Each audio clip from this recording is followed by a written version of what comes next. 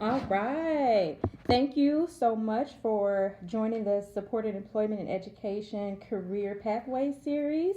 We are so very excited today to have Mr. Marcus McFarlin join us today to tell us more about his profession as a recording artist and producer. We're just going to have organic chat and go over some things about your career path and journey. We assist young adults who are transitioning to adulthood, explore different employment and education pathways. So we'd like to hear more about your journey. So Marcus, tell me a little bit about yourself, your beginnings of your love story with music. Sure. Okay. So, as you already stated, the name is Marcus McFarlin. Just gonna kind of elaborate a little bit on the recording artist, producer career path that I took, which was somewhat unique but yet very familiar in the music industry. Most of my passion and love started in the church.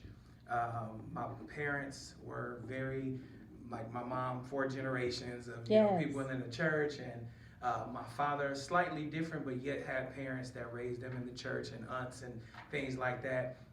Different paths that they came together, but was unique enough to kind of give me the best of both sides. And so as a child, with my dad being an ordained minister in the church, he didn't just believe that he could only use that one gift.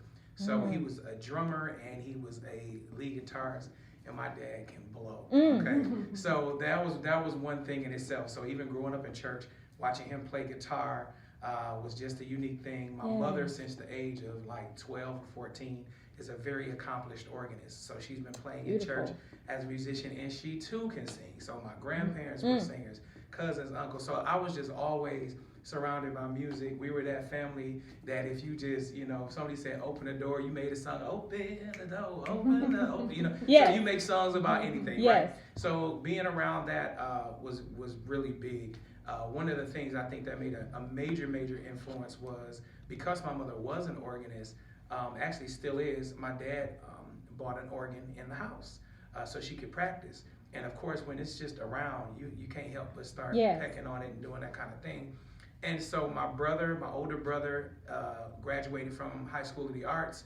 And if anybody knows in Milwaukee, anybody that graduates from that school with honors is just ridiculously talented. Okay. So he was extremely well with jazz, piano, organ, and keyboard. And being able to watch him, he would often come over and show me, like, no, don't play this, do this. And I can specifically remember just being in the children's choir, having those leads, because they were like, oh, you stay on key a little bit better, let's work with you, and being able to do harmony and things of that nature, learning at a very, very early age.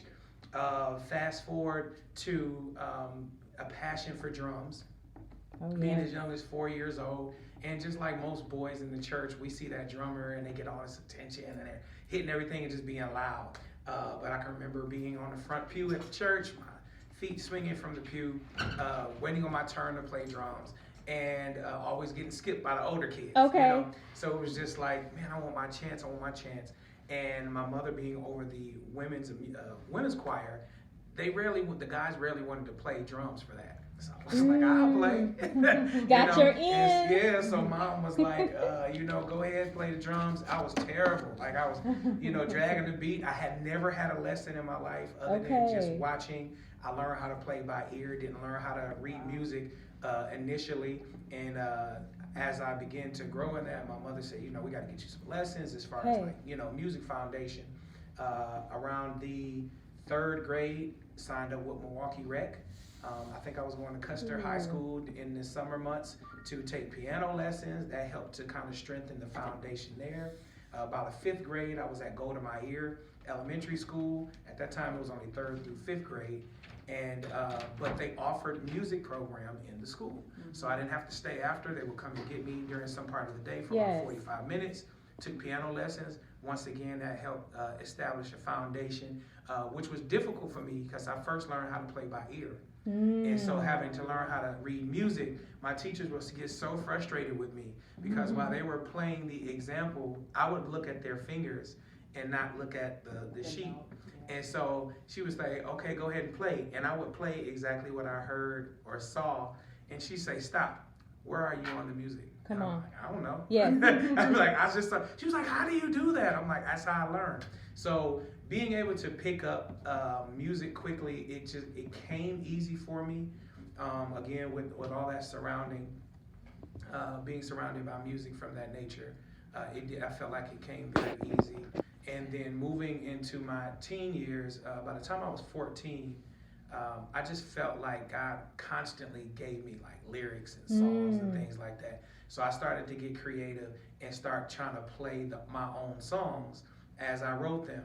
Needless to say, they were not good. Like, I knew that. Like, looking back now, like, that was trash. Yes. But it was pure. Like, it was very wordy. It was just really long choruses. Like, the format was weird. But I could play it, and I wrote it. So I was, like, excited about that.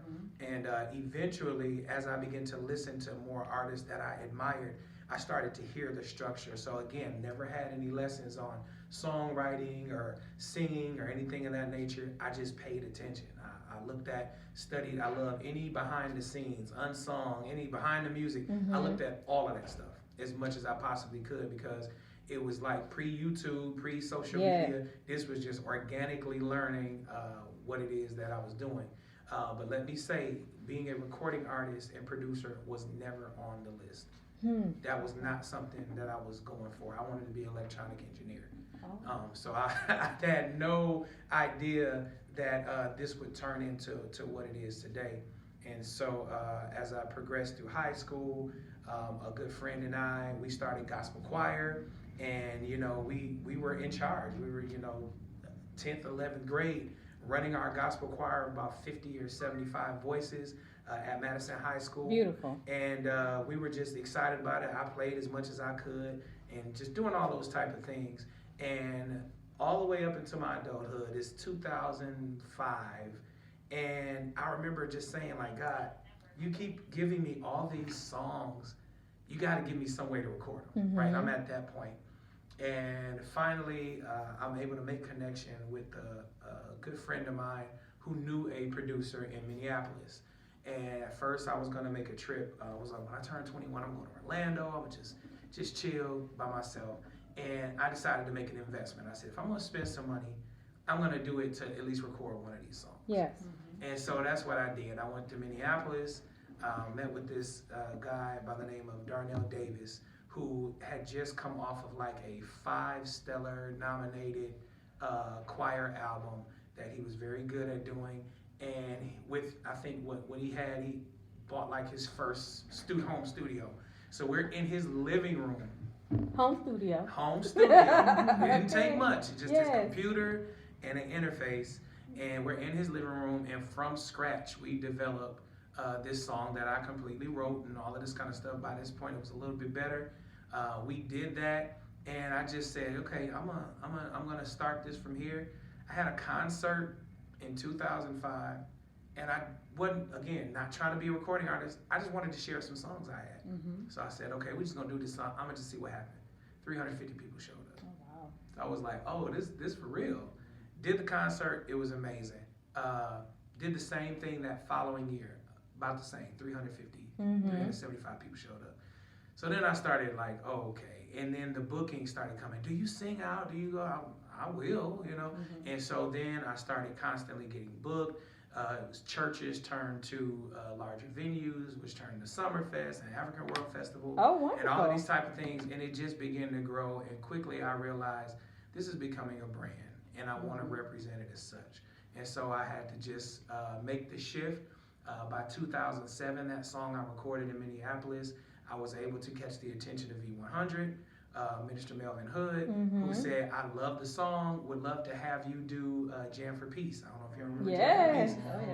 And so he's like, I would love for you to open up for that. So it was myself, 13-year-old Jacob Lattimore, and all of our laundry list of artists that would do that event, and it just continued to grow. He would support by playing on the radio, which later turned into exposure at other festivals, where now people from out of town were starting to book, and it just constantly began to expand, which today has now become what I would consider a career. Just even last year, I won my first BMI Trailblazer Award for a songwriter. Congratulations. So thank you. So that was huge. Placing a single with the legendary Marvin Sapp on his latest album. Being able to work with him even on his upcoming album. Just a lot of things that has grown from it. And as I conclude, just in that thought, with all of that said, I still kept a job while pursuing what turned out to be the dream. And yes. So, I mean, if I don't repeat this again, I want especially our young people to understand you don't have to quit everything and be like, if I'm not going 100% for this, then it ain't. No, you can have a job. Yes. And just be sure that that job is centered around something that you're passionate about. So I learned how to work and still be able to pursue that goal. Okay. And I like that point that you're making, the importance of working and having that financial foundation while you chase and build. What are your thoughts on that? Those two. Yeah, one thing that I made very clear. So I got married in 2006, and when my wife and I were dating, at this point, this is where it was starting to generate. I was being booked very frequently, and I often heard stories or testimonials about people whose families suffered tremendously financially because we're gonna believe in his dream or we're gonna believe in her dream. Okay. And I was just like, I just believe that, like, I feel like God is a provider, right? And if this was his plan, then he would provide everything I needed in order for me to get there. So I pretty much vowed to my wife, I said, babe, we will never suffer on behalf of my dream. If any money that I take to invest in this is going to be provided or it's going to come from this business, I'm not going to be not paying the rent so I can get this song off. So when I made that up in my mind, I believe God honored that as well. And so as a result, I've never had to do that. And so, and being able to understand that the first responsibility is home, everything else will fall in line. So, like my thoughts is, again, if it is for you, then nobody can shut the door or open it. If it's not, you have to learn how to gauge and read and understand, like, this may not be a path I may need to go. Maybe it's a different path that will eventually get me there. But sometimes I think we aggressively pursue something that really doesn't belong to us. Understood. So that's been my perspective. Okay. All right. Thank you for sharing. I think it's an important piece when we're chasing, dreams and goals, and we're in passion work. Right? That we're always talking about. It takes one brick at a time. Yeah. Prioritizing. So thank you for that point. I wanted to know more about your thoughts. If someone is pursuing this, right? You have the natural talents. You grew up immersed in music, right? So can you talk more about the natural talent meets technical skills and abilities? Tell me more about your thoughts on that. So natural talents, meeting that technical skill, and also I'm sure you also going into opportunities, right? Yes. So of course, if it's something, if in any profession, that persistence is going to be what helps you get a certain level of professionalism. Is being consistent, waking up every day, practicing the craft, doing all of that stuff. So that way, when opportunity does come into play, you're already prepared. It's not, oh, let me go ahead and get this tight so I can be ready because I got to audition. No, you should have been waking up every day doing whatever it is that you were pursuing to do. If you're saying I want to be a producer, don't wait until you meet Lil Yachty before you decide to go and create a whole bunch of beats. Have a bunch of beats that you have already been crafting and building. Absolutely. If someone came to me and said, hey man, I'm working on an album, I would love for you to write for me. My next thing is gonna be, well, give me your email because I have a few songs I can send to you right now. Why? Because I have a vault of music that I haven't even released yet because it's just an everyday thing. So being able to have the talent and skill should be your first identity and understanding. I'm really good at this. Yes. Or your friends and family can tell you, hey, I would pay for that. And then be comfortable enough to go beyond friends and family because sometimes they can cushion the truth. and see what complete strangers. We have free marketing on social media every day. Put a little bit of it out there with wisdom, of course, and see what the response is.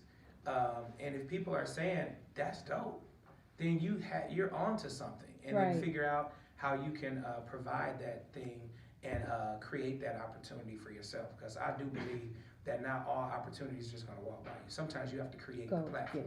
You got to make the platform so people can give you the opportunity. Mm-hmm. And I've recently, in the last 2 years, really made that up in my mind. Like, you know what? I'm not going to wait for this big event. I'm going to create the event, put myself on it, and then give other people an opportunity that I was looking for. And in that will come something greater. So I'm not about waiting around, for it. And that's the mentality we have to have. For sure, for sure. Tell me more about sharpening your craft. So What does that look like? it takes discipline. It takes discipline because one thing about any craft is that most people who value the craft itself, so for example, if you value basketball, like I love the sport, you can become comfortable in the craft where you're like, I can beat everybody around me. I'm good. I can. Nobody can beat me in a one-on-one. And so that means you don't practice as hard or you don't go as aggressive because you've become comfortable with the skill level you're at. But as far as practicing a craft, you have to be disciplined and humble enough to know I'm never that good. You have to not ever be satisfied with a certain level of professionalism. And as long as I've been doing this, which is now going into 12, 13 years, I am very critical on delivery. I was just looking yesterday, I had to sing at a church, and they streamed it, and my wife was like, let's look at it. I was like, because while on stage in my head, I'm like, oh, you shouldn't have did that. Yeah. You shouldn't have did. So I'm already knowing when I look back, I'm like, I'm going to see this mistake. And so I'm looking at different things, and some stuff I was like, oh, okay, that wasn't as bad as I thought. And then other things I'm like, okay, I should have did this, or I should have done that.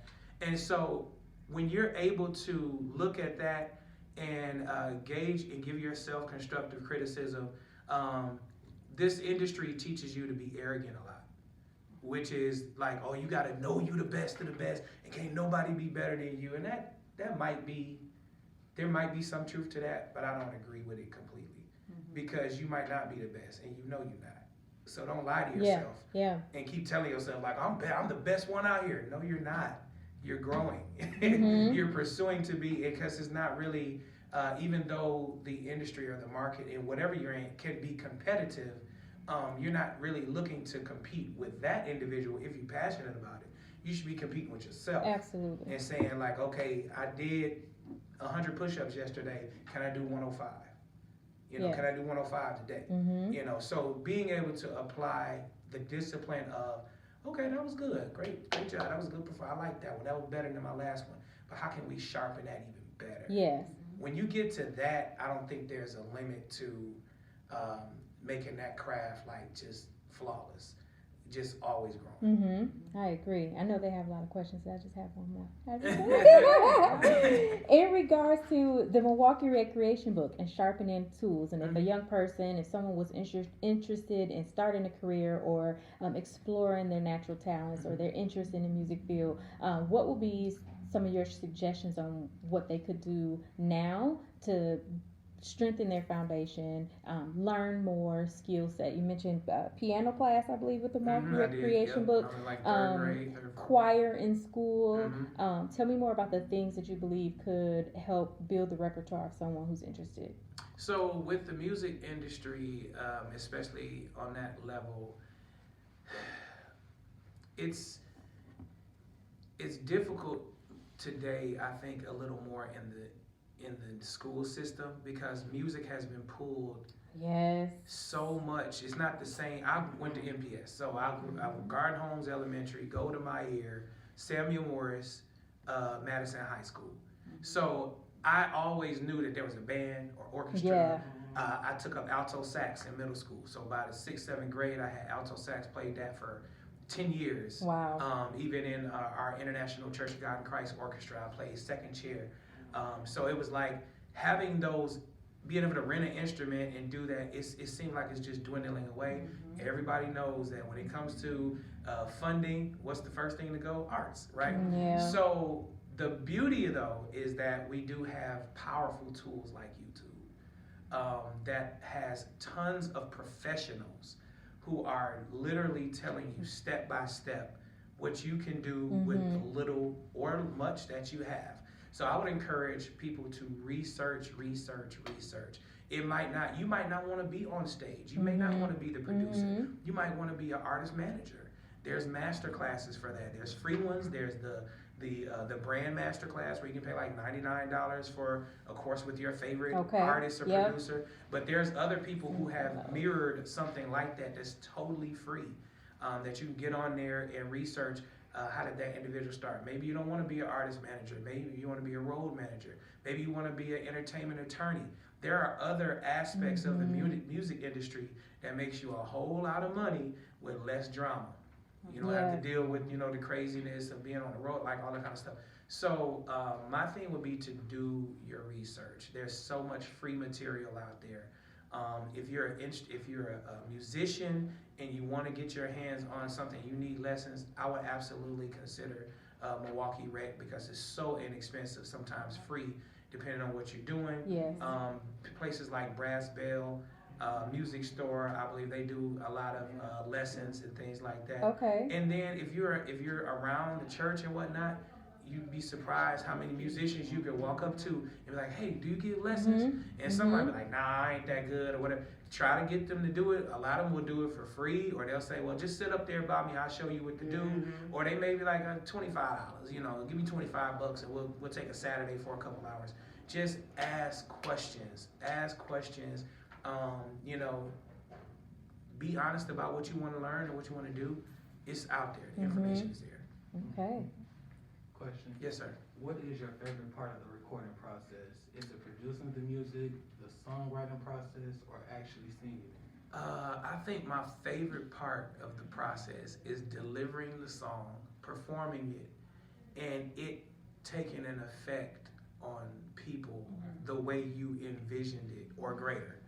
That blows my mind every time because of the simplicity of certain songs. I know me, I'll be like, this is basic, this is okay. And then you let somebody hear, and they're like, oh, this is crazy.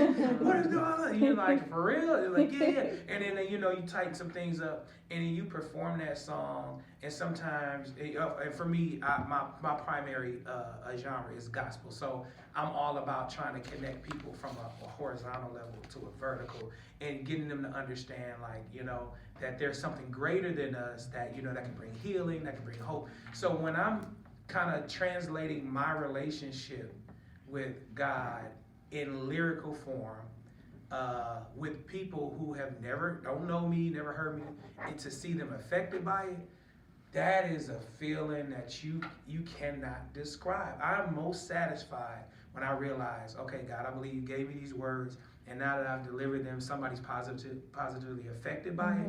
It's like goal accomplished. Like that's better than money. That's better than money. You can't pay for that, because I've sang in venues too where it's just like, and it's like, okay, I got paid, but it's like, I hope I help somebody. Right. That's the best feeling. Absolutely. Yeah, that's the best. That was a great question, and it has me thinking about just in general passion. Being part of the healing, being part of the medicine. What are your thoughts on that with music? I think that on a scientific level, it is proven that music can be a healing tool. Absolutely. And it can also be a stressor, which is why I'm very careful of the type of music that I let into my ear gates. As you can tell, you can go back to history and see that in the shift of music when we introduced rock and roll and different things like that, it was effective differently toward a younger generation. And not to get too deep into it, but some of that was by design, right? Where things were taken out, and it was like, well, it's the music, poison our hair. And it sounds cliche, but to a degree, it is some of that stuff. Powerful. Think about yourself. If you're driving in a car, you generally want to be in a certain type of mood. That's why when they release certain songs in the summer, you're like, oh, this is a summer vibe. Why? Because it gives a certain feeling. And so sound waves and the way that our bodies are made up of 67% water. If I play music and the vibration ripples, that same effects happens to our body, our water and blood. So that's why certain songs make you want to move a certain way. You be like, oh my goodness, why do I feel like this? You can hate the lyrics, but if the beat is right, you be like, but this beat is so good. That's just the nature of how we're connected to those sound waves. Absolutely. So it's extremely important. Yes, powerful. I have a question because everything has seemed, of course, this is what you're telling us, like smooth, and everything, the process has seemed to go really well for you. And you know, you said you're really guided by God, and He's led you to this. Would you say that you've had to face any barriers, and if so, how did you overcome those? Barriers. What are barriers? Let me tell you. I think that the barriers help define whether this is a passion for you or not. Because you have a lot of people in this industry, and probably a lot of others, that if they don't see results in like 6 months, they're like, oh, I'll quit. You really don't do this. There has been countless barriers, struggles, times where he was just like, I can't say that I ever wanted to quit, but I could definitely say I was discouraged to the point where it's like, ain't nobody paying attention to me, man. Don't nobody care, especially in a society that's so social media driven on numbers, right? How many followers you have? How many likes did you get? Did anybody see the views? Did it, and then it's marketed that, oh, this person blew up on YouTube and now they got 1 million followers and now they don't have to work. But what they're not sharing is a lot of the disappointments. You get no so much. You hear no so many times. You have to be confident and comfortable enough that if nobody else is happy with what I'm producing and creating, I'm happy. Yes. So it's like when you can sit back and you kind of got to think ahead. Like if you were to look back 20 years from now, if you were to look back and think 20 years ago, did I do absolutely everything I could have to see my vision come to pass? And if your answer would be like, no, I didn't. I probably should have done this or I probably should have done that. Then you're the only one to blame. So yes, there were barriers to this day. There's still moments where I'm just like, man. But I also believe that like my faith in God is just like if God said something, again, if He made a way for me to get to this point, then He has to finish the work. Like it's got to get done. So I'm not just gonna sit back and quit on it because I'm not seeing it in my timing. Because there's a reason I'm in this space, in this time, in this season. I have to learn something here so I'm better prepared for the next. If I had some of the accomplishments that I had today 5 or 10 years ago, I probably would have messed it up. I probably wouldn't have the business in order. I probably wouldn't have the technical end in order. But certain phone calls come at a certain time for a reason.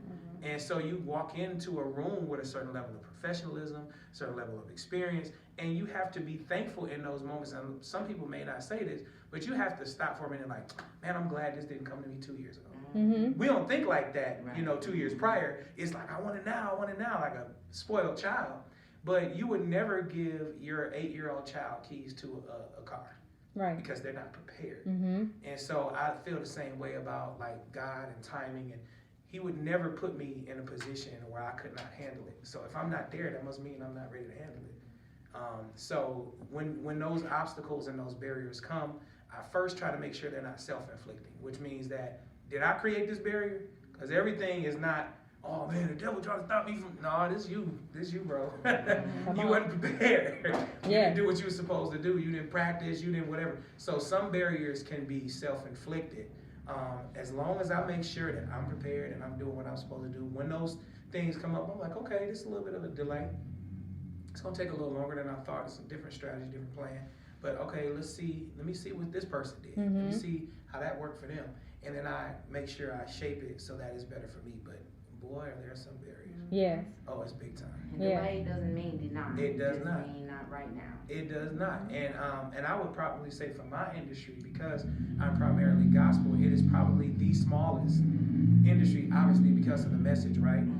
Not a lot of people agree with or have different religious beliefs. All the way up to Grammy level and things of that nature, it's not a category you see often televised because the market says, well, people aren't really buying that. But what happens? You show a gospel artist on TV, crowds going crazy, the concerts are selling out, but the billboard and the sale numbers don't match the crowd participation. So it's all, you have to be confident. Could I have gone secular? Could I do R&B? Absolutely. Could I have done a different genre that was more financially lucrative? Absolutely. But that's not what I'm passionate about.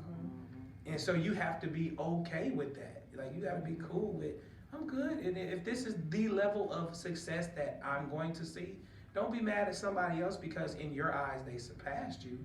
Be comfortable knowing I'm where I'm supposed to be right now. Absolutely. Absolutely.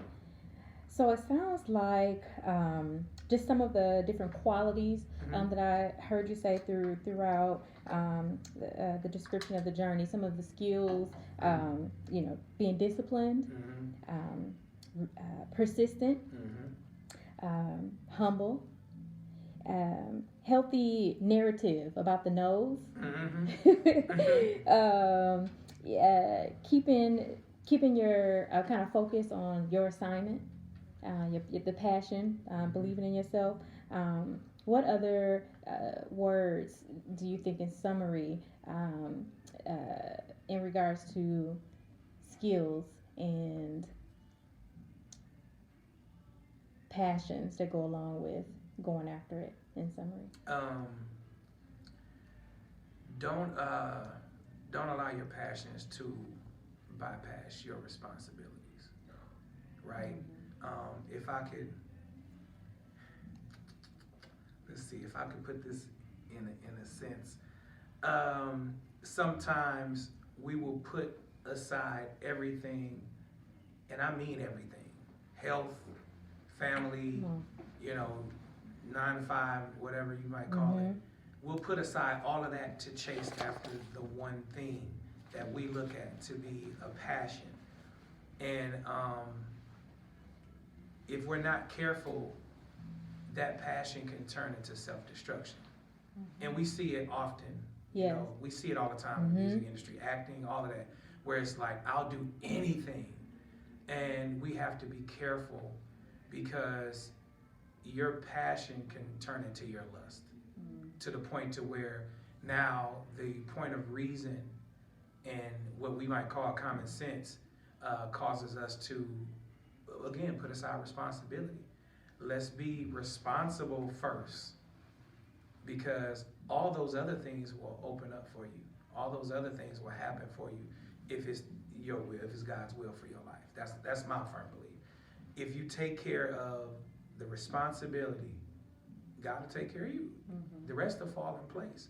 Understanding that assignment and seeing what is my purpose, what comes easy, what's my God-given talent that I can do. I would do it for free. And I often tell this to young people that I work with, and I still would today. What would you do every morning? You wake up and it's just fun to you. You would do it for free. If you can find that and learn how to capitalize on it, you will be extremely more excited about what you do and passionate about that than something you just chasing so that you can say, I'm bigger than the next. So never foregoing that responsibility, whether that's taking care of your mom or your siblings or whatnot. And I'm not saying sacrifice the passion, put it on a shelf so that you later have resentment. But being responsible enough to say, okay, I've given my family time, I've done this, I did what I needed to do. Let me make some time for myself, because taking care of yourself is also a responsibility. Absolutely. And we often blur that line like, I got to take care of everybody else. Nope, it's responsible you take care of your own temple. Make sure you're good. For sure. And part of that is the passion, right? So let me make sure I carve out some time and I do that. And then everyone else has to pause for a second and respect my space. And then when I take care of that, and then I can go back and be healthy for you. So Absolutely. that would be what I would. And go ahead. I was just gonna say, where can we find your music? You can find anything about me in regards to the music at marcuseldermac.com, marcuseldermac.com.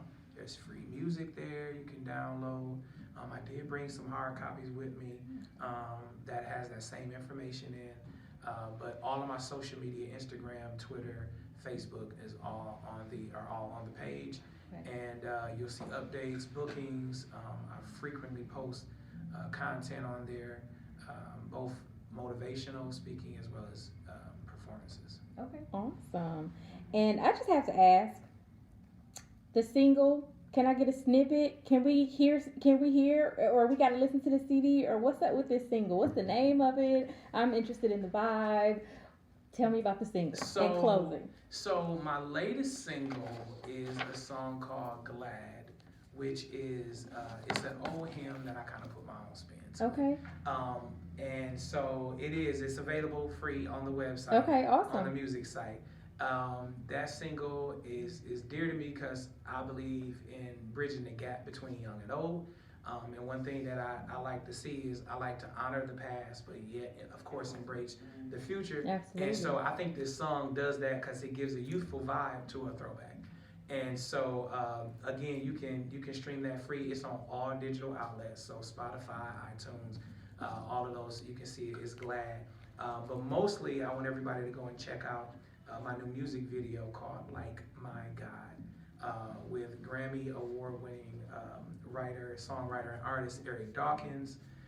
We shot that video this year in Los Angeles, California. So cool. I would love for y'all to go check that out. That's also on the website. Just click on the videos tab and you can see that, as well as my YouTube page, which is, again, all from the website, marcuseldermac.com. Thank you so much for coming. Beautiful description of the journey and information provided to the young people. We thank you so much. Thank you all for having me. Appreciate it. Appreciate it. Thanks.